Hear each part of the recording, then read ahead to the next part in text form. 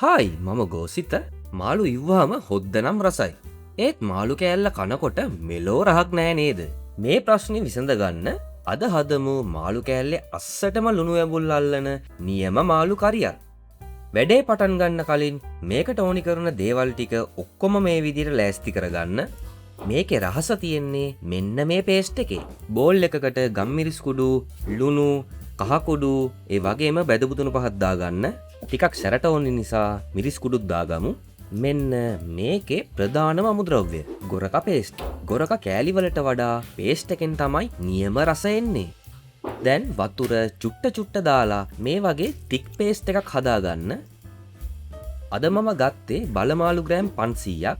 දැන් මේ පේස්ට් එක මාළු කෑලි වල හොඳට තවර ගන්න ඕනි.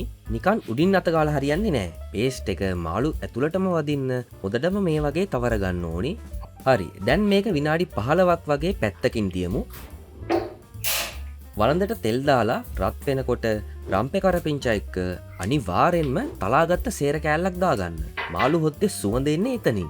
දැන් ලුණු ගෙඩියක් දාලා විනාඩියක් විතර තෙම්පරාදු කරගන්න.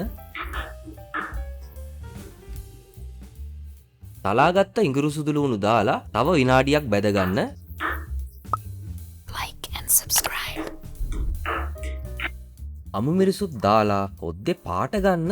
තෙලටම තවත් මිරිස් කුඩු මේ සැඳි භාගයක් එකතු කරන්න. මේ වෙලාවේදී මිරිස් කුඩු දාලා තෙලේ බැදුනහම තමයි කරි එකට හොඳ ඩාර්ක් පාටක් එන්නේ. කර වෙන්න දෙන්න එපා. විනාඩි 1මාරක් විතර බැදුනහම ඇති. දැන් අර මැරිනේට් කරපු මාළු ටික දාගමු. හැබැයි වතුර දාන්න හදිස්සි වෙන්න එපා. මේ තෙලෙන් මාළු ටික විනාඩි 3-4ක් හොඳට බැදෙන්න ඕනේ. එතකොට තමයි රස මාළු කෑල්ලේ ඇතුළටම සීල් වෙන්නේ. දැන් අර පේස්ට් එක තිබ්බ භාජනයේට වතුර කප් එකක් දාලා ඒ ටිකක් පොඩ්ඩක් සෝදගෙන මේකට දාගන්න.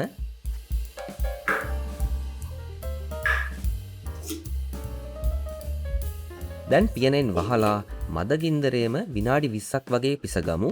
හැබැයි නිකන් ඉන්න එපා. විනාඩි 5න් 5ට වගේ පියන ඇරලා පරිස්සමට මාළු කෑලි ටික පෙරලා ගන්න.